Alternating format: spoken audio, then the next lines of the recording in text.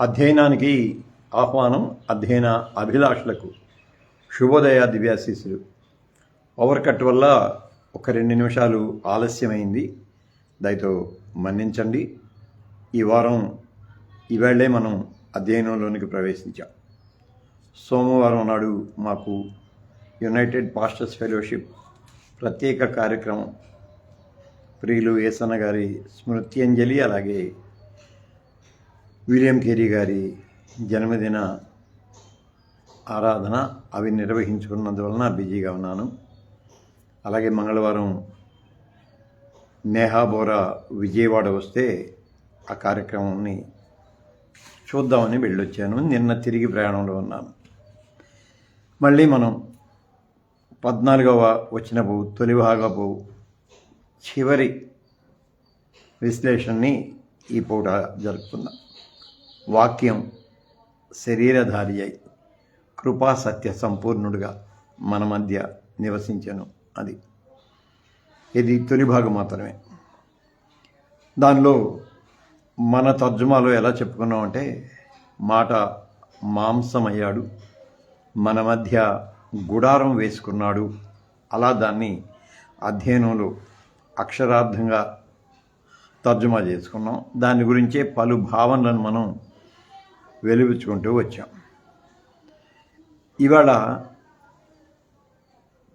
ఆ మొత్తం అంటే మాట మాంసమయ్యాడు, మన మధ్య గుడారం వేసుకున్నాడు, అక్కడ కృపా సత్య సంపూర్ణునిగా మన మధ్య నివసించాడు అని ఉంటుంది. దాన్ని మనం అధ్యయనంలో పెట్టుకుందాం. మళ్ళీ దాన్ని వివరించుకోవడానికి మరికొంత విశ్లేషణలోనికి వెళ్దాం. అంటే మరికొన్ని కోణాలను కూడా మనం స్పృశిద్దాం.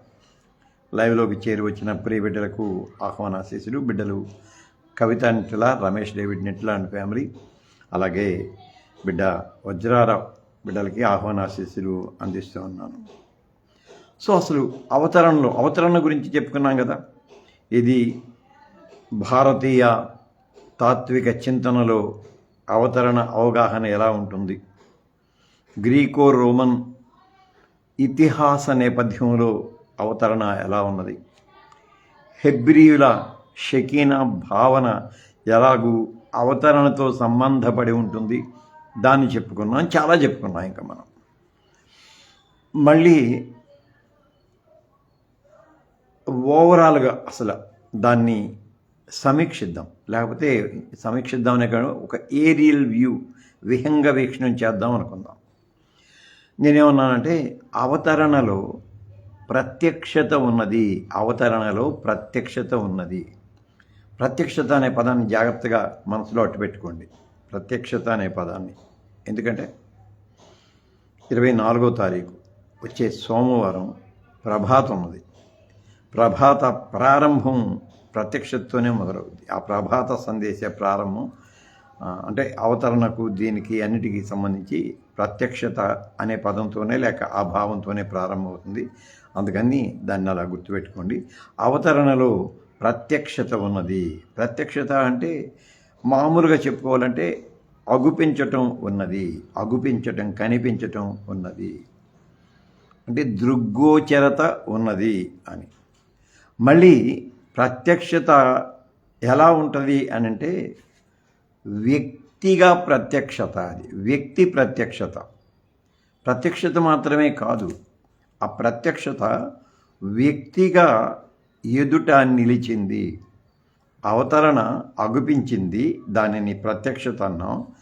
ఆ ప్రత్యక్షత వ్యక్తిగా ఎదుట నిలిచింది, వ్యక్తిగా ఎదుట నిలిచింది. అదే మాట మాంసమయ్యాడు, లోగోస్ సార్జ్ అయ్యాడు అని చెప్పుకున్నామే. వ్యక్తిగా మన ఎదుట నిలిచాడు. అమ్మ ప్రసన్నమ్మ కూడా ఆహ్వానాశీస్సులు అందిస్తున్నారు. మళ్ళీ ఈ ప్రత్యక్షతలో వ్యక్తిగా మన ఎదుట నిలిచిన ఈ యేసు ఒక విశిష్ట వ్యక్తిత్వాన్ని కలిగి ఉన్నాడు. వ్యక్తి మాత్రమే కాదు, వ్యక్తిత్వం కూడా విశిష్టమైనది. వ్యక్తిత్వం. సో మళ్ళీ ప్రత్యక్షత అంటే కనిపించటం, ఎలా కనిపించాడంటే వ్యక్తిగా ఎదుట నిలిచాడు. ఎదుట నిలిచిన వ్యక్తి విశిష్ట వ్యక్తిత్వాన్ని కలిగి ఉన్నాడు. ఎప్పుడైతే వ్యక్తిగా వ్యక్తిత్వాన్ని కలిగి ప్రత్యక్షుడయ్యాడో అది స్థలకాల పరిధికి పరిమితం అవుతుంది. గతంలో చెప్పుకున్నదే చెప్తున్నాను. స్థలకాల పరిధికి పరిమితమయ్యాడు. స్థలానికి కాలానికి పరిమితమయ్యాడు. ఇప్పుడు ఇక్కడికి ఆగుదాం. స్థలానికి కాలానికి పరిమితమై ఒక వ్యక్తిగా మన ఎదుట నిలిచి విశిష్ట వ్యక్తిత్వాన్ని తనలో సంతరించుకున్న శక్తి స్వరూపుడు. అంటే ఇంక వేరే పదం లేక ఆ పదం వాడుతున్నాను. శక్తి అనే పదాన్ని ఇక్కడ నేను శక్తి వేరు వ్యక్తి వేరు అనే దాంట్లో చూడట్లా. ఇక్కడ ఒక విషయం నేను జ్ఞాపకం చేస్తా. బిడ్డ మధు అలాగే లోక బిడ్డలకు కూడా ఆహ్వానాశీస్సులు అందిస్తున్నాయి. ఇక్కడ ఒక విషయం జ్ఞాపకం చేస్తాను. నేను గతంలో కూడా కొన్నిసార్లు చెప్పాను. అంటే నా జ్ఞాపక శక్తికి శ్రీశ్రీ మనకు సంబంధం లేడు. శ్రీశ్రీ నాస్తికుడు, బట్ మంచి రచయిత, సినిమా పాటలు రాసేవాడు, మంచి మహాప్రస్థానం అద్భుతమైంది. తను ఏమంటాడంటే వ్యక్తికి బహువచనం శక్తి అంటాడు. వ్యక్తికి బహువచనం శక్తి అంటాడు. అంటే ఇక్కడ శక్తి అనంటే వ్యక్తికి అతీతంగా చూడటం కాదు, వ్యక్తిత్వ లేక వ్యక్తిత్వాల వ్యక్తుల సమగ్ర సంపూర్ణత అలా చూడవచ్చు. అందుకని ఓకే, శక్తి ప్రత్యక్షుడయ్యాడు. ప్రత్యక్షత వ్యక్తిగా మన ఎదుట నిలిచాడు. ప్రత్యక్షతలో ఆ వ్యక్తి విశిష్ట వ్యక్తిత్వ లక్షణాలను కలిగి ఉన్నాడు. ఎప్పుడైతే ఈ మూడు కలిగాయో వెంటనే స్థలానికి కాలానికి చరిత్రకు పరిమితుడయ్యాడు అని. స్థలానికి కాలానికి పరిమితమైనప్పుడు ప్రత్యక్షమైన శక్తి తనను స్వీకరించే వ్యక్తుల పరిధిలోనికి దిగి వచ్చినప్పుడు తన విశిష్ట వ్యక్తిత్వ గుణలక్షణాలను వారి స్వీకరణకు అనుగుణంగా మార్చుకోవాలి. నేను చెప్పగలిగానే లేదో నాకు అర్థం కావట్లా. అంటే ఇక్కడ కరెక్ట్గా మనం చెప్పుకుందాం. నా విషయం చెబుతాం. నాతో చాలామందికి ఇబ్బంది ఏంటంటే, నాకు కూడా ఇబ్బంది, బట్ నాకు చేత కాదు. చాలామందికి ఇబ్బంది ఏంటంటే మంచి పదజాలాన్ని వాడతాను. మళ్ళీ ఇది ఒక భిన్న భావాన్ని వ్యక్తం చేస్తాను. ఇదొక స్ట్రగుల్ నాకు. అది అర్థం అవుతుందా అర్థం కాదా, అసలు ఆ పదం ఎక్కుతుందా ఎక్కదా కూడా ఇంకొక పదం నాకు తెలియదు. అంటే ఆ భావాన్ని వ్యక్తం చేయటానికి. అప్పుడేమవుతుంది, నేను ఎవరికి నా సందేశాన్ని అందించాను అంటే ఎవరికేనంటే నా ఎదుట ఉన్నవాడిని అని అంటుంది. ఇప్పుడు అధ్యయనం వేరు. అధ్యయనంలో ఏంటంటే అధ్యయనంలో చాలా తక్కువ మంది ఫాలోవర్స్ ఉంటారు, చాలా తక్కువ మంది. And I'm so happy. ఎందుకు తక్కువ మంది అంటే నా భాషా ప్రవాహాన్ని నా భావజాలాన్ని అంగీకరించిన వాళ్ళు, అంతో ఇంతో దానికి దగ్గరగా ఉన్నవాళ్ళు నన్ను అధ్యయనంలో చూస్తూ ఉంటారు. వారిని కాదు, చాలామందికి. ఈవెన్ ఒకసారి సింగపూర్ వెళ్ళాను.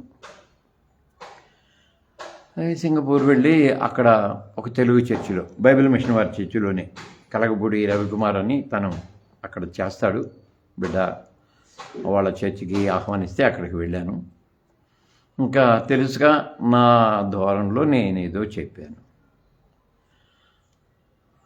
అంత అయిపోయిన తర్వాత ఓ బిడ్డ దగ్గరికి వచ్చింది. అంకుల్ అసలు ఏం అర్థం కాలేదు అంకుల్. అందుకే సాఫ్ట్వేర్ బిడ్డ. ఏందమ్మా అన్న, అసలు మీరేమైనా స్వార్థ పదాలు చెప్పారు అంకుల్ అంది.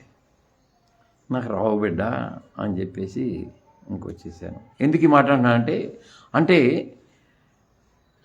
నేనేదో సింగపూర్లో ఉన్న సాఫ్ట్వేర్ బిడ్డల సంఘానికి వెళ్ళి ఒక నాణ్యమైన లేకపోతే దేవజ్ఞానపరమైన సందేశాన్ని అందించాను అని నేను అనుకుంటే ఆ బిడ్డకి ముక్క అర్థం కాల. ఎందుకు అర్థం కాలేదంటే ఆ పదాలకు మాకు అర్థం తెలియదు. ఆ పదాలు వాడుకలో ఉండవు, ముఖ్యంగా క్రిస్టియన్ సర్కిల్లో ఆ పదాలు వాడరు అని అంది. అంటే ఏంది ఇప్పుడు పరిస్థితి ఏంది? ఫెయిల్ అయింది బిడ్డ కాదు, నేను ఫెయిల్ అయింది అక్కడ. ఆ బిడ్డ కాదు ఫెయిల్ అయింది, ఆ బిడ్డ బిడ్డలాగానే ఉంది, నేను ఫెయిల్ అయ్యాను. అంటే అర్థమైంది, నేను ఎవరికి సమీపించానో వారికి అర్థం కావాలి అని అంటే నేను నా వ్యక్తిత్వ గుణలక్షణాలను వారికి అనుగుణంగా ప్రదర్శించాలి. రైట్. ఇప్పుడు తర్వాత ఎందుకు ఈ మాట చెప్పానంటే శక్తి అంటే శక్తి వ్యక్తి వేరు కాదు. ప్రత్యక్షుడయ్యాడు. ఎలా ప్రత్యక్షుడయ్యాడంటే వ్యక్తిగానే ఎదుట నిలిచాడు. ఆ వ్యక్తిగా నిలిచిన శక్తి విశిష్ట లక్షణాలను తనలో కలిగి ఉన్నాడు. అయితే ఇదంతా కూడా ఒక స్థలానికి, కాలానికి, ఆ సంస్కృతికి పరిమితమై ఉన్నది. ఇప్పుడు ఈ వ్యక్తిత్వాన్ని ఎలా ప్రదర్శించాలి? బిడ్డ బిపివి ప్రేమ్ కుమార్ బిడ్డకు కూడా వందన ఆహ్వానాశీస్సులు. మరణాతనైనా ఇప్పుడు ఎలా ప్రత్యక్షమయ్యారంటే కృపా సత్య సంపూర్ణుడిగా ప్రత్యక్షమయ్యాడు. కృపా సత్య సంపూర్ణత. మనం గతంలో అంటే 2.0కి ముందు మనం 14 వచనాలు చెప్పుకున్నాం, గుర్తుందో లేదు. అప్పుడు ఈ కృపా సత్యం ఈ రెండింటిని కూడా ఫిలసాఫికల్ ఆస్పెక్ట్లో నుంచి, ముఖ్యంగా సైకలాజికల్ ఆస్పెక్ట్లో నుంచి చెప్పుకున్నాం మనం.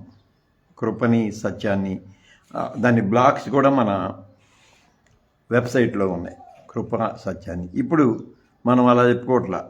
2.0లో పూర్తిగా గ్రీకో రోమన్ సాహిత్య నేపథ్యంలోంచి, మళ్ళీ భారతీయ నేపథ్యంలోంచి, యూదియ భావంలో నుంచి, ఆనాటి క్రైస్తవ సమాజ అవగాహనలోంచి చెప్పుకుంటున్నాం. సో ఇప్పుడు ప్రత్యక్షత ఉన్నది అవతరణలో. ప్రత్యక్షతలో వ్యక్తి ఎదుట నిలుస్తాడు. వ్యక్తి విశిష్ట వ్యక్తిత్వ లక్షణాలను కలిగి ఉన్నాడు. అయితే అతడు నిలిచినది పరిమిత స్థల కాల పరిస్థితుల్లో. అక్కడ కృపను, సత్యాన్ని తన వ్యక్తిత్వంలో ఇమిడ్చి వాటిని వ్యక్తపరిచాడు.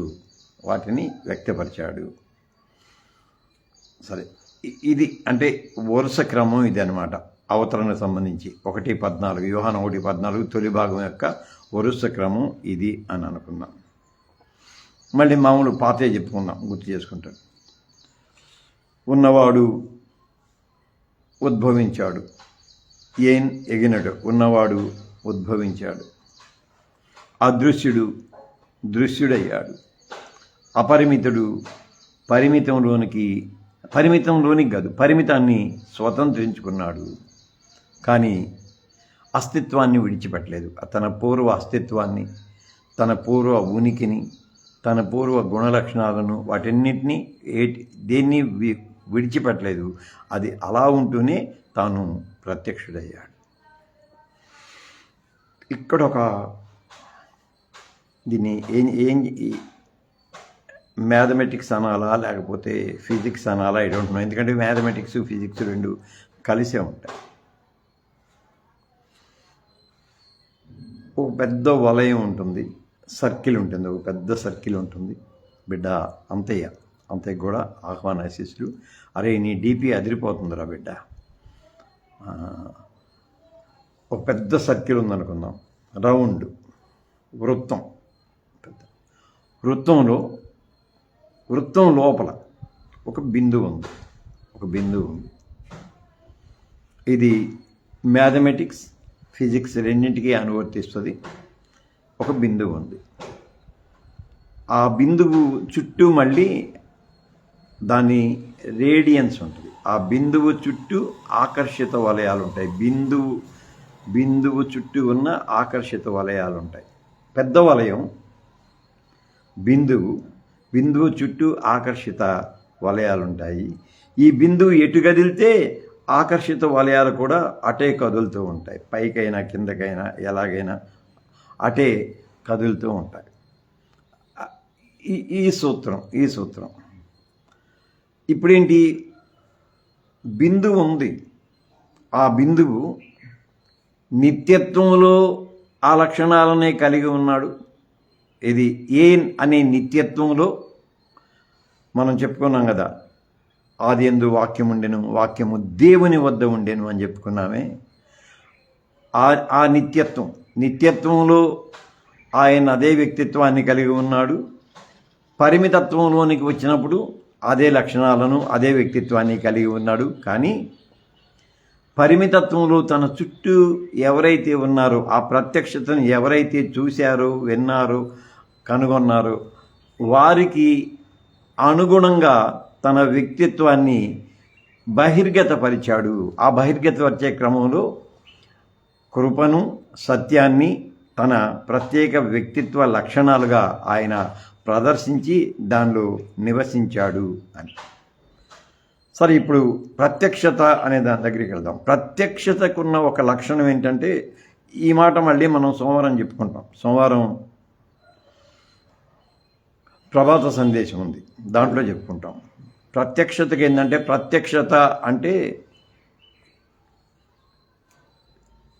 శక్తి, వ్యక్తి, మళ్ళీ ప్రత్యక్షత. ఇదొక అవినాభావ సంబంధం. ప్రత్యక్షమయ్యేది లేక ప్రత్యక్షుడు అయ్యేది శక్తి స్వరూపుడు. ప్రత్యక్షతను స్వీకరించేవాడు వ్యక్తి, స్థలకాల పరిమిత పరిధికి సంబంధించిన వ్యక్తి.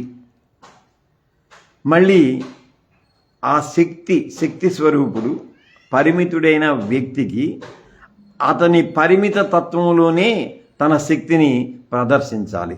అతని పరిమిత తత్వంలోనే తన శక్తిని ప్రదర్శించాలి. అతని పరిమిత తత్వంలో తన శక్తిని ప్రదర్శించకపోతే సంబంధాత్మక స్థితి నెలకొనదు అక్కడ. ఇక్కడ ఇంకొక విషయం చెప్పుకుందాం మనం. శక్తి, వ్యక్తి, ప్రత్యక్షత మనకు వెంటనే గుర్తుకొచ్చేది ఏంటంటే నిర్గమకాండం. యోహాను ఈ 1:14 యోహాను మోషే నిర్గమకాండ ఇతివృత్తాంతాన్ని యోహాను ఎలా చెప్పాడో అది కూడా మనం తర్వాత అధ్యయనం చేసుకుంటాం. మండుచు ఉన్న పొదలో శక్తి తన వ్యక్తిత్వాన్ని అలాగే ఉంచుకుంది. శక్తి స్వరూపుడైన దేవుడు తన శక్తిని ప్రత్యక్షపరిచాడు. కానీ అది ఏ వ్యక్తికైతే ప్రత్యక్షపరిచాడో ఆ వ్యక్తి సమీపించటానికి వీలు లేని శక్తి. నేను క్లియర్ అయ్యాను అనుకుంటాను. దగ్గరకు రావద్దు, సమీపించడానికి వీలు లేని వ్యక్తి. సరే, మోషేనన్నా చాలా దగ్గరికి రానిచ్చాడు. ఇశ్రాయేలీల సమాజం తుదకు కొండ అంచును తాకేందుకు కూడా వీల్లేని ఆంక్ష. అక్కడి నుంచి అదే శక్తి స్వరూపుడు వ్యక్తిగా వ్యక్తిత్వాన్ని సంతరించుకొని ఎగైన్ స్థలకాల పరిమితిలోనికి ప్రవేశించి వాళ్ళ మధ్య నివసించాడు. గుడారం వేసుకున్నాడు. అది స్కెనోవే అని చెప్పుకున్నాం మనం. గుడారం మాట మాంసం అవటమే కాదు, మాట మన మధ్య గుడారం వేసుకున్నాడు. ఎలా గుడారం వేసుకున్నాడు అనంటే, తన శక్తిని అలాగే ఉంచుకొని ఆ శక్తిని మళ్ళీ వ్యక్తిత్వానికి వ్యక్తిగా తాను మలచుకొని వ్యక్తికి ఆ శక్తిని సత్యంగా, కృపగా, సంపూర్ణంగా వ్యక్తపరిచాడు. అది ఆ ప్రత్యక్షలో ఉన్న అద్భుతమైన ఇది. మళ్ళీ కేవలం ఆ కృపను సత్యాన్ని ప్రదర్శించటం కాదు, తన తన వ్యక్తిత్వంలో ఇమిడ్చుకున్న కృపని, శక్తిని, సత్యాన్ని అడుగడుగునా కూడా వాళ్లకు పంచుతూ వచ్చాడు. యోహాను సువార్తని మనం జాగ్రత్తగా గమనిస్తే చిన్న చిన్న స్టేట్మెంట్లు ఉంటాయి. ఆయన మాట్లాడాడు, ఆయన వారితో మాట్లాడాడు, ఆయన వారి దీన స్థితిని చూశాడు, వారిని ప్రేమించాడు, తనను ప్రేమించిన వ్యక్తి కోసం తాను ఏడ్చాడు, తనను ఆదరించిన వారితో స్నేహించాడు, మళ్ళీ వాళ్ళ కోసం బాధపడ్డాడు, ఫైనల్గా వాళ్ళ కోసం మరణించాడు. వారి కోసం అంటే అందరి కోసం మరణించాడు. ఇది అంటే ప్రత్యక్షతలో సర్వశక్తి ఎలాగూ పరిమిత తత్వాన్ని, పూర్వతత్వాన్ని అలాగే ఉంచుకొని ప్రదర్శించాడు అనేది యోహాను చాలా అద్భుతంగా చెబుతూ ఉంటారన్నమాట. మళ్ళీ ఇక్కడ అవతరణ, వ్యక్తీకరణ, స్థలీకరణ, కాలీకరణ అని ఇక ఆ పదం అంటున్నాం. ఇది రైమ్ కోసం. అవతరణ, వ్యక్తీకరణ, స్థలీకరణ అంటే స్థలానికి పరిమితం, కాలీకరణ కాలానికి కూడా పరిమితం. ఇవన్నీ చాలా చక్కగా చెప్పి అక్కడ మళ్ళీ మన మధ్య అంటే కూడా అన్నాడు, మన మధ్య. ఈ మన మధ్య అనేది ఉన్నదే, అది ఎలా ఉంటుందంటే చదువుతూ ఉన్న మనం కూడా దాన్ని ఓన్ చేసుకుంటాం, మన మధ్య నివసించదు. ఇప్పుడు ప్రత్యక్షత, వ్యక్తీకరణ, స్థలీకరణ, కాలీకరణ అన్నప్పుడు ఏమనాలి? లోగోస్ మాంసమయ్యాడు, వారి మధ్య నివసించాడు అని చెప్పాలి. పాస్ట్ టెన్స్లో చెప్పాలంటే వారి మధ్య నివసించాడు అని. కానీ ఇక్కడ ఎలా ఉంటుందంటే లోగోస్ మాంసమయ్యాడు, మన మధ్య గుడారం వేసుకున్నాడు, మన మధ్య నివసించాడు. అంటే ప్రత్యక్షత పరిమిత కాలంలోనికి ప్రవేశించిన ప్రత్యక్షత యొక్క విశిష్ట స్వభావం ఉన్నదే సర్వకాలాలకు అన్వయించాడు. మన మధ్య నివసించాడని చదువుకున్న ప్రతిసారి, ఆ భావాన్ని మన హృదయంలోనికి తీసుకున్న ప్రతిసారి, ఆ సన్నిధిని, ఆ సామీప్యతను, ఆ ప్రత్యక్షతను మనం కూడా మానసికంగా అనుభవిస్తూ ఉంటాం. అది యోహాను చాలా జాగ్రత్తగా, అద్భుతంగా చెప్పింది. అక్కడే కృప, సత్య, సంపూర్ణత. అంటే కృప నిత్యము ఆ ప్రత్యక్షతలో మనకు కనిపిస్తూనే ఉంది. ఇది సర్వకాల సర్వావస్థల్లో అందరికీ అది కనిపిస్తూ ఉంది. అంటే ఏంటి? శక్తి గుణలక్షణాలను మానవీకరింపచేయటం అంటాం. శక్తి యొక్క గుణలక్షణాలను మానవీకరింపచేయటం. మళ్ళీ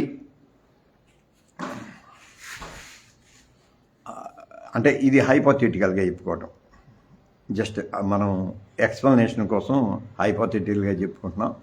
మళ్ళీ ఇది ప్రామాణికం కాదు, ప్రత్యక్షత కూడా కాదు, జస్ట్ ఉదాహరణగా చెప్పుకుంటున్నాం. నిర్గమాకాండం దగ్గరికే వెళ్దాం. ఆయన శక్తి అగ్నిస్తంభములు, మేఘస్తంభములు, ఆయన శక్తి వారితో సంబంధపడింది. అగ్నిస్తంభములు, మేఘస్తంభములు. ఇంకా ఆయన శక్తి అద్భుతములో వారిని నడిపించింది. ఎర్ర సముద్రాన్ని పాయలు చేసింది. అటు ఇటు నిలిచిన నీళ్ల నడుమ ఆ అద్భుతంలో వీరు నడిచి వెళ్ళారు. ఇది ప్రత్యక్ష సంబంధం ఉంది, పరోక్ష సంబంధం ఉంది. శక్తిని చూచారు కానీ ఆ శక్తి వారితో పనిచేయటాన్ని చూడలేదు. అంటే కొంచెం వారితో పనిచేయటాన్ని చూడలేదు. శక్తి వేరుగా ఉంది, వాళ్ళు వేరుగా ఉన్నారు. ఆ శక్తి పరిచర్యలో, ఆ శక్తి కార్యంలో వీళ్ళు కూడా పాలు పంపులు పంచుకుంటూ వెళ్ళారు. సరే, అక్కడి నుంచి సీనాయి దగ్గరికి వద్దాం, లేకపోతే పారాను అరణ్యం దగ్గరికి వద్దాం. పారాను అరణ్యం దగ్గరికి వచ్చేసరికి ఆహారం, దివ్యాహారం, జీవాహారం, పరమాహారం మన్నా కురిసింది. వీళ్ళు దాన్ని సేకరించారు, భుజించారు. ఆ అద్భుతంలో వారు కూడా పాలిభాగస్తులయ్యారు. ఇక్కడ అక్కడ అవతరణ లేదు, అక్కడ ప్రత్యక్షతే ఉంది. వ్యక్తీకరణ లేదు, స్థలీకరణ కూడా లేదు, ఖాళీకరణ కూడా లేదు, బట్ ప్రత్యక్షత ఉంది. అదే నవనిబంధనలోకి ఇప్పుడు వస్తే ఆయన దేహాన్ని, ఆయన రుధిరాన్ని నిత్యం మనం ఆరగిస్తూ ఉన్నాము, దాన్ని అనుభవిస్తూ ఉన్నాము. అంటే మార్టిన్ లూథర్ చెప్పిన మాటే దాన్ని చెబుతున్నాను. అంటే దాన్ని అంగీకరించకపోయినా అలా కాకపోయినా మార్టిన్ లూథర్ చెప్పిన మాట, in with under the bread and wine we experience the body and blood of Jesus. అది రొట్టెతో రొట్టె క్రింద యేసు దేహాన్ని ఆత్మీయంగా నేను అనుభవిస్తూ ఉన్నాను అనే, అంటే రిలేషనల్ మోనోథిజం అంటాను కదా నేను, సంబంధాత్మక ఏకేశ్వరవాదం అని మనం యోహాన్లో మొదట నుంచి చెప్పుకున్నాం కదా, అది అలా కనపడిద్ది. సో అవతరణలో ప్రత్యక్షత, వ్యక్తీకరణ, మళ్ళీ గుణలక్షణాల సార్వజనీనత, వీటన్నింటిని కూడా యోహాను అద్భుతంగా చెప్పాడు. దీని తదుపరి భాగాన్ని రేపు చెప్పుకుందాం. ఇక్కడితో ఆపేస్తున్నాను. లైవ్లో ఉన్న బిడ్డలందరూ కూడా హృదయపూర్వకమైన వందనాశీస్సులు. బిడ్డలు కవిత నిట్ల, రమేష్ డేవిడ్ నిట్ల లాంటి ఫ్యామిలీ, అలాగే అమ్మ ప్రసన్నమ్మ, అలాగే అమ్మ దీనా కుమారి వేజన్ల, మళ్ళీ బిడ్డ వజ్రారావు, అలాగే బిడ్డ